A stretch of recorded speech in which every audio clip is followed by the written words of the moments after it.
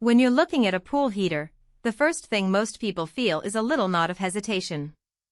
You've probably seen those cheap price tags on the back of a box or a lowball offer on a marketplace site, and you think, great, a cheap heater will keep my pool warm and I'll save a bundle. Then, after you get it home, the spark that should light the pilot never really catches, the unit rattles in the wind, and you end up with a pool that's still cold and a wallet that feels lighter. The question is whether you can avoid that regret by picking something that actually delivers without breaking the bank. Link is in the description if you want to check the product details on Amazon. That's the dilemma I tried to untangle with the Raypak 336,000 BTU digital electronic ignition natural gas pool heater. In the pool heating world, you're dealing with a balance of four main things: how fast the heater can raise water temperature, how efficiently it uses gas, how simple the ignition system is, and how well the unit tolerates the elements. Raypak markets this model as a spacage solution that won't hold on to residual heat after you shut it off, and it comes with an intermittent spark ignition that fires the pilot only when it's needed. On paper, that sounds like a win-win: less wasted gas, lower standby costs, and a longer lifespan for the pilot assembly. But does the real-world experience line up with the marketing? Let's dig in. First, let's talk about the installation scenario most homeowners face.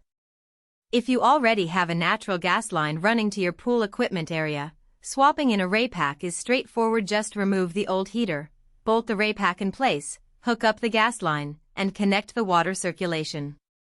The unit's dimensions are typical for a 336,000 BTU heater, so it fits in most standard equipment pads.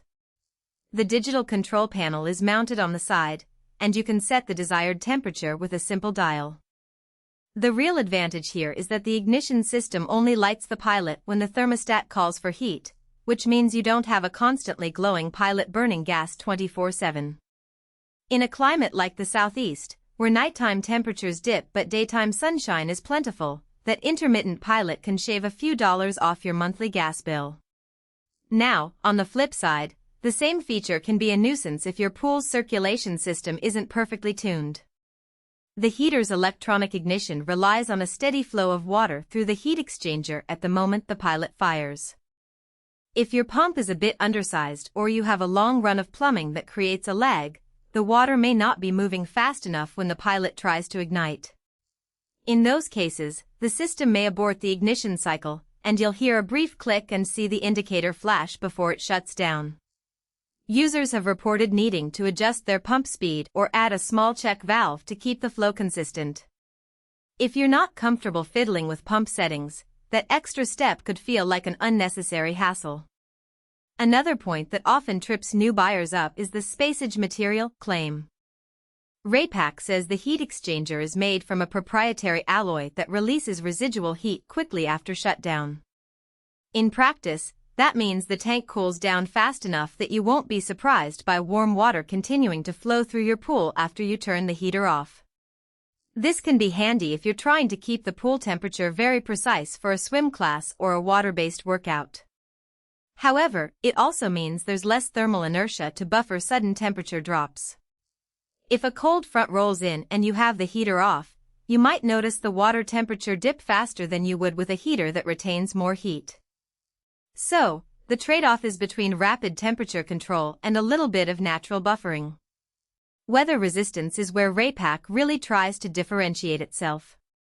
The unit's housing is coated with a high-temperature paint that resists rust and UV degradation, and the internal components are sealed to keep out humidity. In my own test setup installed in a semi-exposed patio area that gets wind-driven rain a few times a week, the heater kept running without any corrosion or electrical issues after 3 months. That durability can be worth the extra upfront cost if you live in a region with harsh winters or salty air near the coast. The downside is that the heater is not eligible for shipment to California due to state emissions regulations. If you're a West Coast buyer, you'll need to look for an alternative that meets California's stricter rules. So, who should actually consider buying the Raypak 336,000 BTU? If you have a medium-sized in-ground pool, around 15,000 to 20,000 gallons, run natural gas, And want a heater that can push the temperature up quickly, especially if you're dealing with a colder climate or you need to heat the pool on short notice. The Raypak's high BTU rating makes sense. It's